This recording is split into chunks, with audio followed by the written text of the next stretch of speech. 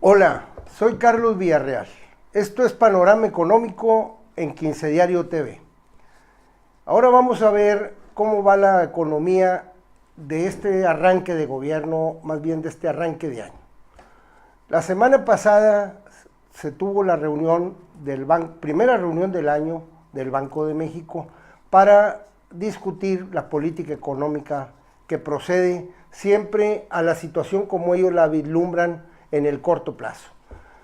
¿Qué pasó en esa reunión? Determinaron que no aumentaba la tasa de interés objetivo del Banco de México, que es la que ordena el resto de las tasas, las tasas para la vivienda, para la industria, para los préstamos personales, los vehículos. No va a aumentarla, se queda en 8.25.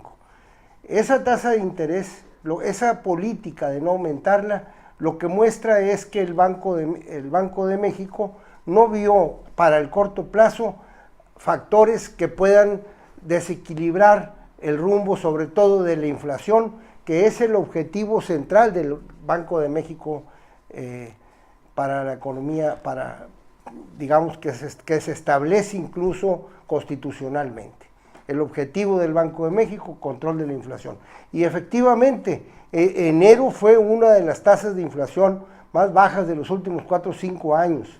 Y también tampoco se requiere aumentar las tasas de interés porque 8.25 ya es bastante alta la tasa mexicana. Se tiene una margen de maniobra desde el punto de vista de la política monetaria del Banco de México suficiente como para contener las variables que a él le interesa, que es sobre todo la inflación y el tipo de cambio. Entonces, ¿por qué ahora el Banco de México también dice y pronostica, que eso es lo que más me llamó la atención en la minuta del banco? Dice que cerramos con desaceleración en el sexenio de Peña Nieto.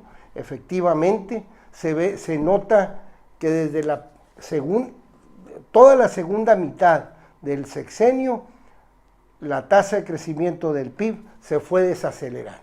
Del 2,5, del 3 al 2, al 1, terminamos bastante bajo el último trimestre, donde resalta incluso la caída tan fuerte que tuvo la manufactura también. ¿Qué compone el PIB? Pues lo componen los sectores. La manufactura es un sector muy importante y tuvo una desaceleración total, incluso el sector industrial como el minero, aunque ahí se ve un poco determinado por cómo le va el petróleo. Todo el sector industrial, incluida la manufactura, se desaceleró, jala hacia abajo el PIB, y el PIB entonces termina en tasas muy bajas en el sexenio. Es una U invertida todos los 6 años. Lo reciben con el 1.3, más bien lo saldan el primer año Enrique Peña Nieto con un pésimo primer año, hasta 1.3, del 3 al 1.3, lo suben en la primera mitad del año y en la segunda se cae. Ese es lo preocupante de este saldo, de cómo te están dejando. Llegas tú, vas por una estafeta donde el corredor viene lento, para decirlo en palabras coloquiales.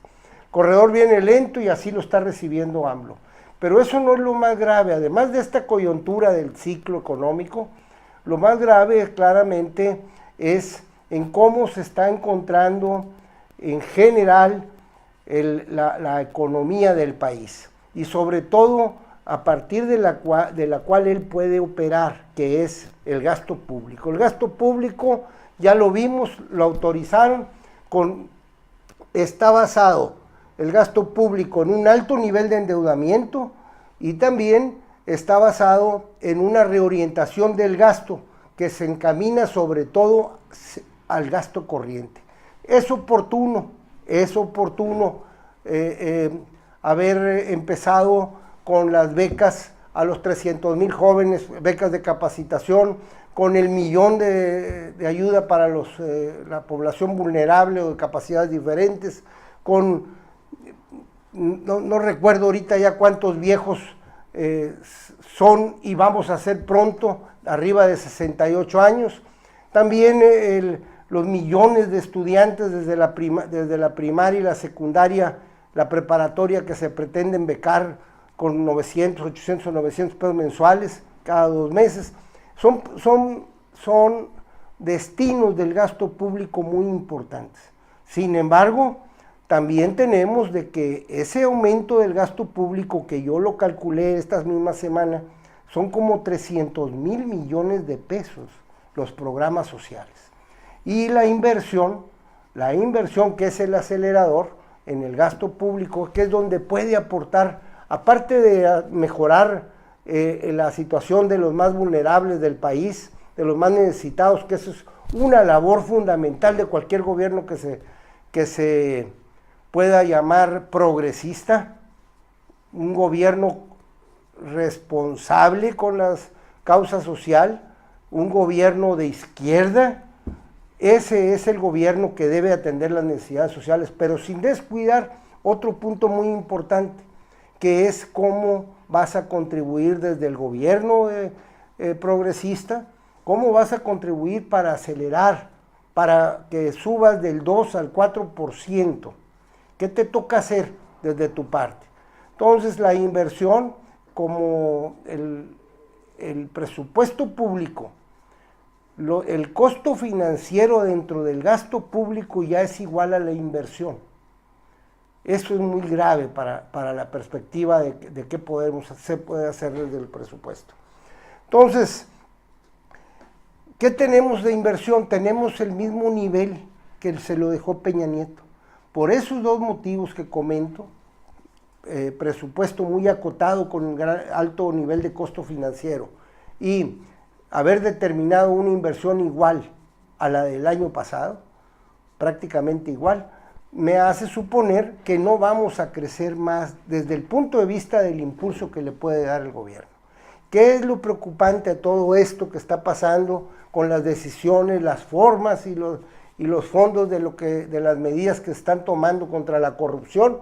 Eso está perfecto. Creo que no hay quien pueda discutir la necesidad apremiante, histórica, de terminar con la alta corrupción que tenía sumido al país en crecimientos lentos y en medio de decisiones de bandidos prácticamente.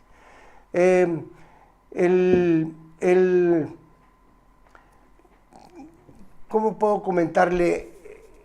Para cerrar en esta ocasión mi participación, creo que, de nuevo, voy a insistir, se necesita inversión privada.